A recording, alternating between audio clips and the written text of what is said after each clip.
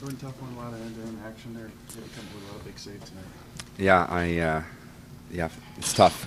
Really wanted that one. It was a really fun game. Chances at both ends. And by the end, the rink was sold out. It was fun playing in front of the home crowd there, and we really wanted that one. But we fought hard, and I think just that third period showing that resiliency to tie that game up late was big for us. And we got to take that with us moving forward and keep working. And Jordan, the save at the end of the second period on Couturier, what were you seeing there, and how were you able to trap that one? That's just kind of a desperation save. I'm going left to right, and then I can't really catch an edge back, so it's kind of just stretch out and hope it hits you. And that one worked out nice. The crowd didn't react right away. I don't think they realized you had the puck in your glove. Yeah, that's fine. It was a fun moment. It was one of those kind of stop time, and the boys were pumped. And like I said, it was a fun game. Some fun saves. He was making some good saves at the other end, and unfortunately, we only come out here with 1 point. But Jordan, how did the pregame ceremony and having your son on the ice with your mom and your wife, how did that kind of set the tone to prepare you for this one? Yeah, that was really cool. Obviously, emotions were high with the Colin Brown beforehand too, and then having my son on the ice and my wife and my mom, it's special. I've seen those things done, and it was pretty surreal to be the one on the carpet. And it's a beautiful painting and a really nice gesture by the organization, and the boys got me some too. So just really cool overall, and I've said it a couple times now, but it's just a nice moment along the way, and we have business to handle here. But yeah, cool moment and fun, emotional game tonight. When you talk about what the city means to you, of course, you had that moment now in front of your home crowd. What did that mean to you being surrounded by them?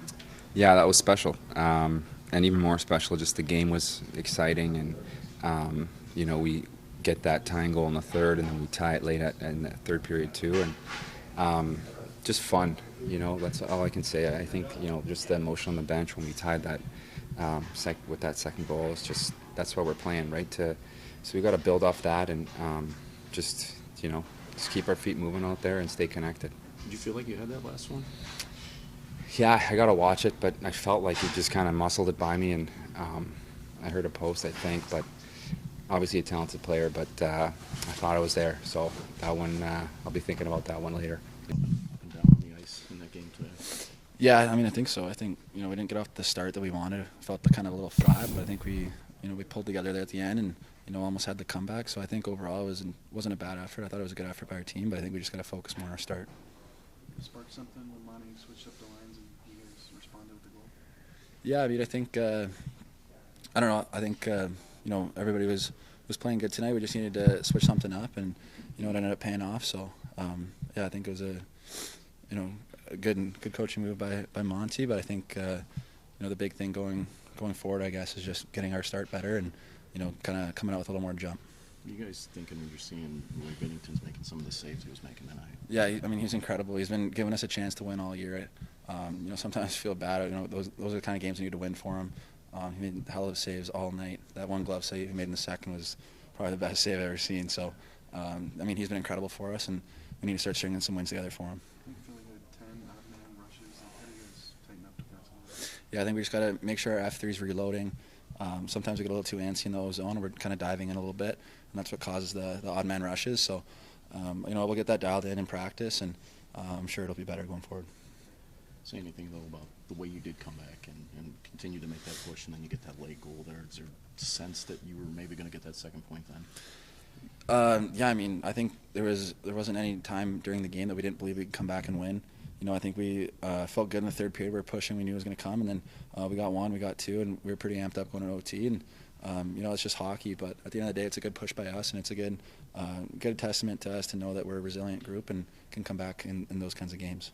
Just the flow of the game and all the odd-man rushes in the game, and it kind of ended that way.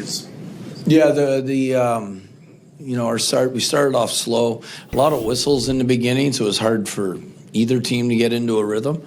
I thought that their forward stretching us out and us not covering over top caused a lot of issues for us on our forecheck and, more importantly, our tracking back. And we can learn from them, but we also got to learn to get over top and not give up that many odd man rushes. I did like the fact that our goaltender was so good that he gave us an opportunity to come back and tie the game up, not once but twice. And the resiliency that our team showed in the third, I thought that we had more energy, more life. I thought the crowd was good in the third because we started skating, we started making plays, we started going to the net a lot harder. And getting the point is good, but we got to learn and grow from this. Jim, I know you watched Jordan for 2 years, but how amazing was that performance tonight? I mean, spectacular saves after spectacular saves. I wish we didn't have to make him be so good tonight, and we play a little better in front of him. But it's a big strength of our team, the depth of our goaltending, and you know, until we really clean up and get better in our puck pressure up ice and our tracking back, you know, we're going to need them to be good until we get that down. It seemed like there were a lot of pucks that were kicked tonight or just not well received. Anything you attribute to that? Yeah, our passing wasn't good. We weren't going tape to tape very well, you know.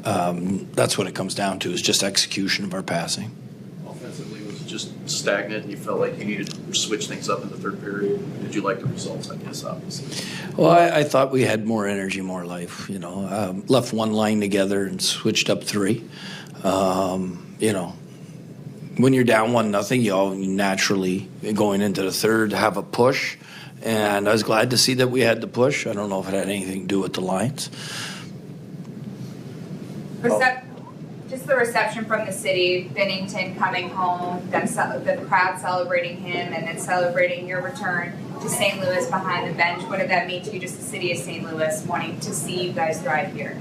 Well, first for Benner, you know, he has earned and deserves that adulation. And I thought, you know, it was a fitting ceremony for someone that has won the most games ever as a blue goaltender.